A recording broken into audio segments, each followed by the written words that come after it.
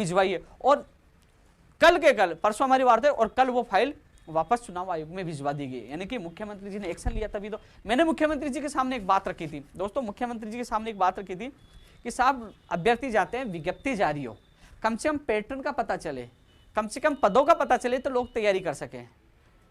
आपने अब सबसे पहले कई लोग मेरे ट्वीट्स है ना, वो कह रहे हैं कि उपेंद्र यादव जी ने फरवरी के लिए कहा था। भैया हमने मेहनत की, संबंधित अधिकारियों से बात हुई, शिक्षा मंत्री से बात हुई, तब मैंने कहा फरवरी में होगी। और आपने देखा होगा शिक्षा मंत्री ने भी बयान फरवरी का दिया था। अब जो परिस्थितियां बदल रही है कई कारणों की वजह से, वो अब इसको आगे ले जाना चाहते हैं। तो उपेंद्र यादव की गलती है क्या यार? मैं तो तुम लोगों के लिए भाग रहा हूं यार। अब ये चीजें बताइए, कह रहे हैं कि अभी तक फिक्स नहीं है। कभी कहा जाता कि मार्च अप्रैल में माध्यमिक शिक्षा बोर्ड की एग्जाम है, कभी कहते हैं कि मई जून को हो सकती है। अभी ये संशय बना हुआ है। कल जो मीटिंग हुई तो उसमें यह कहा गया कि जल्द से जल्द परमिशन लेने के बाद जल्द से जल्द विज्ञप्ति जारी हो और अन्य बेरोजगारों से आवेदन लिए जाए। तो आप जो फाइल गई है उसमें बहुत जल्द, इसी वीक में, आज मिल जाए, कल मिल जाए, कभी भी वो चुनाव आयोग से परमिशन मिल जाएगी। उसके बाद माध्यमिक शिक्षा बोर्ड विज्ञप्ति जारी कर देगा, आपकी आवेदन प्रक्रिया शुरू हो जाएगी। जो बयान दिया गया था सरकार की तरफ से कि 3 महीने का समय दिया जाएगा, तो नवंबर, दिसंबर, जनवरी और फरवरी हो चुकी। ऐसे में संभावना बहुत कम है। पहले संभावना थी कि 27-28 तारीख कभी भी एग्जाम करवा ली जाए, अब संभावना कम है सेंटर्स कई चीज़ों को लेकर। अब संशय बना हुआ कि कल चर्चा ये हुई थी कि यदि जो एग्जाम है माध्यमिक शिक्षा बोर्ड के मार्च अप्रैल में होते हैं तो मई जून में एग्जाम करवाई जा सकती है। तो वो कई लोग कह रहे हैं उपेंद्र यादव ने करवा दिया। अरे भैया मैं कौन होता हूं? मैं तो प्रयास कर रहा हूं कि जल्द से जल्द इसकी परीक्षा आयोजित हो। लेकिन इसमें सबसे ज्यादा ऑब्जेक्शन कौन कर रहे हैं? मैं मेरे रीट के जो विद्यार्थी तैयारी कर रहे हैं उनको मैं बताना चाहूंगा, इस बात को गौर से सुनिए। सबसे ज्यादा विरोध वो कर रहे हैं जिनके पास 2018 का सर्टिफिकेट है। वो कह रहे हैं कि हमारी बढ़िया परसेंटेज से हम उसको उपयोग करना चाहते हैं। लेकिन वो भी भ्रमित हो रहे हैं। वो इसलिए भ्रमित हो रहे हैं कि आपके अच्छे परसेंटेज है, आप चाहते हो उससे आप नौकरी लग जाओ, लेकिन आपसे ज्यादा परसेंटेज वाले जो लोग नौकरी कर रहे हैं, जिन्होंने अच्छी परसेंटेज बनाई थी, वो लोग उससे जिला चेंज करके आ जाएंगे। बेरोजगारों को फायदा नहीं होगा। आप चाह रहे हो कि वो पहले वाले प्रमाण पत्र की वैधता बढ़ाई जाए या वो मान्य हो। वैसे तो वैधता जैसे मान लीजिए आप कह रहे हो कि प्रस्तावित मई जून में एग्जाम होती है, रिजल्ट जुलाई के बाद ही आएगी, तो वो खत्म हो जाएगी। ऐसे में नए बेरोजगारों को इससे फायदा होगा। और जो ज्यादा मेरे ऊपर आरोप लगा रहे हैं ना, इसीलिए लगा रहे हैं कि हमारा प्रमाण पत्र काम नहीं आएगा, तो दोस्तों इसको समझने की कोशिश करिए। जो प्रमाण पत्र जिनके पास है, जो बेरोजगार है उनके पास है, आपसे ज्यादा नंबर वाले तो पोस्टेड है, उसी डिग्री से वो जिला चेंज करेंगे तो आपको नुकसान होगा। ऐसे में हम कोशिश कर रहे हैं कि जल्द से जल्द रीट की विज्ञप्ति, मेरा पहला लक्ष्य है रीट की विज्ञप्ति जारी हो, सिलेबस पैटर्न का, सिलेबस तो भैया पैटर्न का पता चले, पद कितने, किस विषय के, लेवल कितने, वो पता चले, ये मेरा लक्ष्य है। अब परीक्षा चाहे फरवरी में हो चाहे मई जून में हो, लेकिन एग्जाम की तिथि भी जल्द से जल्द जारी हो। फरवरी में हो रही है, मई जून भी हो रही है, कम से कम पता चले। अभी स्पष्ट ही नहीं था, पहले 2 अगस्त, फिर 2 सितंबर, फिर फरवरी, अभी स्पष्ट हो पाया था क्या? अभी तक तो विज्ञप्ति तक जारी नहीं हुई थी। कई लोग कमेंट कर रहे थे कि आपने आंदोलन करके क्या कर लिया। अरे भैया कम से कम हमने मुख्यमंत्री तक हमने बात पूछा है कि 11 लाख बेरोजगार परेशान हो। मुख्यमंत्री जी ने तुरंत शिक्षा मंत्री जी को फोन किया और उस पर एक्शन हुआ है, फाइल चुनाव आयोग में गई है और अब देखना विज्ञप्ति भी जल्द जारी होगी। क्योंकि कम से कम जो तैयारी कर रहे हैं ना उनके लिए फायदेमंद है। जो घर बैठे सोशल मीडिया पर ट्रोल करने का काम कर रहे हैं ना, तुम कभी जिंदगी में लग भी नहीं पाओगे। तुम्हारा काम है ट्रोल करना, ये करना, ये फालतू बातें करना, और तुम किसी पार्टी विशेष से जुड़ लो या किसी फर्जी आईडी बनाकर कमेंट कर लो, उपेंद्र यादव को फर्क नहीं पड़ेगा। मैं उन गरीब बेरोजगारों के लिए जीता हूं जो रोज इंतजार करते हैं कि मेरी विज्ञप्ति कब जारी होगी, और वो सच्चाई में धरातल पे हमारे साथ है, हर जगह वो आते हैं। तुम्हें 10-20 लोगों से कोई फर्क नहीं पड़ता। तो मेरे पढ़ने वाले युवा साथियों से कहना चाहूंगा, ऐसे लोगों से बचकर रहे।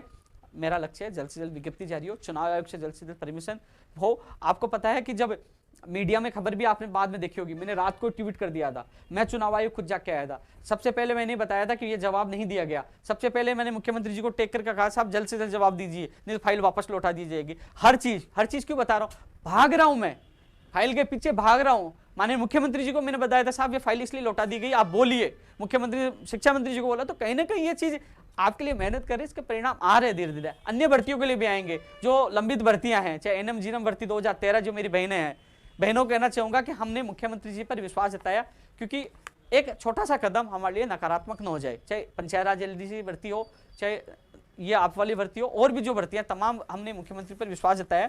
तो थोड़ा सा हमें इंतजार करना पड़ेगा, लेकिन रीट भर्ती 2020 के जो अभ्यर्थी हैं इंतजार करिए, जल्द आपको राहत भरी खबर मिलेगी। ऐसे लोगों से बचकर रहिए। हाँ, इसके अलावा जो फरवरी में एग्जाम करवाना चाहते हैं, ठीक है, मैं आपके साथ हूं, आ जाइए शहीद स्मारक पे परमिशन लीजिए, आप परमिशन लीजिए, मैं आऊंगा, मैं आपके साथ अनशन पे बैठूंगा, मैं बैठ जाऊंगा आपके लिए कि फरवरी में एग्जाम हो। और क्या चाहते हो, यही तो चाहते हो ना भूपेन्द्र यादव आपके साथ नहीं, मैं साथ हूं, मैं कह रहा हूं, मेरा वीडियो है, लाइव कह रहा हूं, आ जाइए, आप परमिशन ले लीजिए पुलिस प्रशासन से, मैं आपके साथ अनशन पे बैठूंगा कि फरवरी में करवाई जाए, अनशन पे, धरने पे नहीं, अनशन पे आ जाइए। लेकिन घर से निकलना होगा, आप घर से निकलना नहीं चाहते हो, नहीं फरवरी में होना चाहिए, लेट हो गया, ये झूठ बोले, ये ड्रामेबाजी है, ये सरकार से मिले, ये तो शिक्षा मंत्री का आदमी है। अरे यार क्या बना रखा है, क्यों भ्रमित कर रहे हो लोगों को।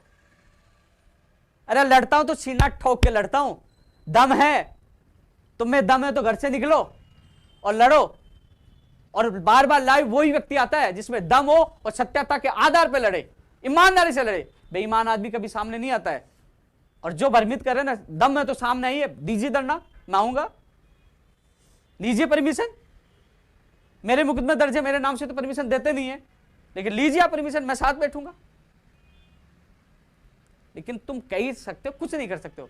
दोष मत देना भूपेन्द्र यादव ने फरवरी के लिए साथ नहीं दिया, आइए मैं आपके साथ रहूंगा, लेकिन घर से तो निकलिए। आप सबको जो लोग है ना, जो इनके कमेंट देख के आप कल से कमेंट देख रहे हो ना, तो आप भी इनको कहिए भैया अगला चैलेंज दे रहा, आइए, वो साथ आएंगे तो आप मान जाइए आपकी थेसी है या थेसी नहीं है।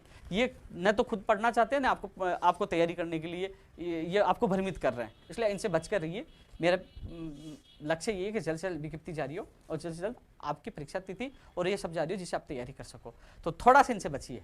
इसलिए मैं लाइव में इसलिए आ रहा था कि यार ये ट्विटर के बादशाह है क्या, ये फेसबुक के बादशाह है क्या। अरे कम से कम मेरा लक्ष्य है, मेरा फर्ज है, मुझे जैसे पता चला कि कल मीटिंग हुई है उसमें ये हुआ है, जैसे मुझे अवगत हुआ तो मैंने आपको अवगत करवाया कि जो लोग कम से कम उनको पता तो चले, कई लोग भ्रमित थे, दुखी थे, कम से कम वास्तविक स्थिति का पता चले। इसलिए मैं जल्द से जो भी मुझे न्यूज़ मिलती है, जो भी मैं अधिकारियों से मिलता हूँ या जिनसे मंत्रियों से मिलता हूँ, तो मैं ट्वीट के माध्यम से आपको बताता हूँ जिससे आपको राहत मिले।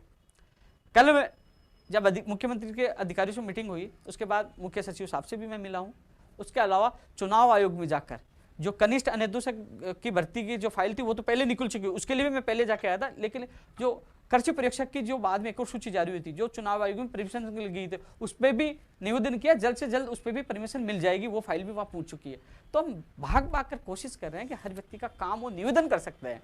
तो कोशिश कल भी पूरे दिन भर सचिवालय में घूमते रहे, किस लिए, आप लोगों के लिए। तो ऐसे लोगों से आप बच कर रहे। दोस्तों जो रीट 2020 की तो बहुत मैंने बात कर ली, क्योंकि रीट 2020 से ही बेरोजगार संघ में नहीं है, और भी भर्ती वाले लोग हैं, और भी चाहते हैं उनकी भर्तियां, ऊर्जा विभाग में भर्तियां आए, चिकित्सा विभाग में भर्तियां आए, और भी विभाग हैं जिनमें भर्तियां, वो भी इंतजार कर रहे हैं कि उनकी भर्तियां, वो कितने सालों से नहीं है। पंचायत राज विभाग में जैन की भर्ती 12 साल से नहीं है। रीट रीट रीट रीट रीट की मैंने मजबूती से हर जगह बात उठाई है, लेकिन वो बेरोजगार कहते हैं हम बेरोजगार संघ में नहीं है, हम बेरोजगार नहीं है क्या। तो कम से कम आपकी जितनी आवाज उठा रहे हैं ना, अन्य लोगों की आवाज इतनी नहीं उठा पाते, उसके बावजूद भी आप लोग सहयोग नहीं करते। सहयोग के लिए धरातल पर आई है। तो दोस्तों रीट 2018 वाला, क्योंकि रीट 2000 सबसे बड़ी बात है कि कई बार मैं किसी ग्रुप में जुड़ा हूं, ऑडियो डाल दिया या ट्वीट्स कर दिया या पिछले वीडियो में उसके बारे में बता दिया, नए वीडियो में या पोस्ट में उनका नाम नहीं, अरे यार हमें तो भूल गया, अरे वो तो नाम ही नहीं ले रहा, अरे गलत आदमी है, बकवासवादी है, झूठ बोलता है, ड्रामेबाज है, 2 मिनट में पूरा बना देते जिसके लिए क्या। तुम्हारी भर्ती के लिए मना कर दिया गया था, मुख्यमंत्री जी ने 3 सितंबर को घोषणा की, उसके बाद फाइल अटक गई, 1.5 महीने तक कार्य विभाग में पड़ी रही। 17 तारीख को जब सीकर थे, उसके बाद अधिकारियों से बात हुई, उसके बाद वो फाइल निकली है, जो मैंने आपको बताई फाइल कहाँ गई है। और कल जब मैं परसों दिन मुख्यमंत्री से मिला ना, मैं मुख्यमंत्री जी ने तुरंत स्पेशल सेक्रेटरी साहब को फोन किया कि इसको प्रायोरिटी से करवाइए। और जब हम स्पेशल सेक्रेटरी से कल मिल गए ना, तो बोले मुख्यमंत्री जी का फोन आ गया था और आपके सामने फोन किया, उसको प्रायोरिटी से हम करवाएंगे। थोड़ा सा नियमों का संशोधन वाला जो कार्य विभाग ने फाइल भेजी थी कि जो 6 महीने वाला जो नियम था, क्योंकि वो 1996 के पंचायत राज के नियम है, उसमें संशोधन होना है। यदि संशोधन होना है तो पंचायत राज विभाग में जो प्राथमिक शिक्षा विभाग है वो करेगा, अन्यथा फिर मुख्यमंत्री जी के द्वारा शिथिलता दी जाएगी। वो फाइल इधर आई है, फिर अनिता मीना जी की गई है डीएस के, वो अब छुट्टी पे है। तो ये सब चीजें हैं। ये 1996 में, ये क्यों पता है? क्योंकि बारीकी से काम कर रहे हैं लोग। वहां जाते हैं, एलडीसी को पूछते हैं साहब क्या हो रहा है, कि साहब फाइल गई, ओ दोस्तों हम जाके आ गए, हमने फाइल निकलवा दी, हमने ये कर दिया, खर्चा दीजिए।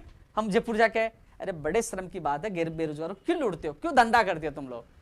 काम जब मुख्यमंत्री जी स्तर पर हो रहा है, मुख्यमंत्री जी निर्देश दे रहे हैं, जब उनके स्पेशल सेक्रेटरी साहब इस मामले को मॉनिटरिंग कर रहे हैं, जब हम लगातार प्रयास कर रहे हैं तो थोड़ा सा इस प्रोसेस में समय लगता है। वो उनको बोल दिया है, उन्होंने कल कहा था कि आज मीटिंग है, अब आज या कल में हम दोबारा संपर्क करेंगे कि जल्द से जल्द फाइल निकले।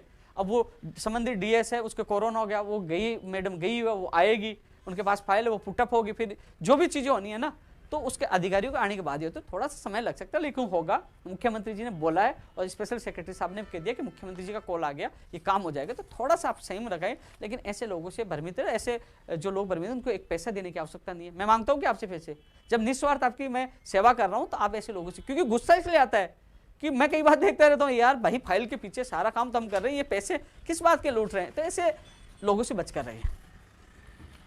दोस्तों, बाहरी राज्यों वाला मामला भी, इस पे भी जो आरटीआई हमें लगानी होगी सब लोगों को।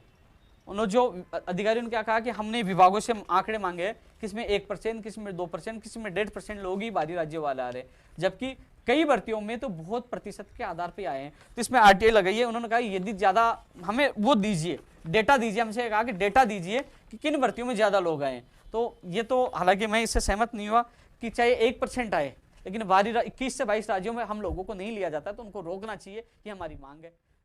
इसके अलावा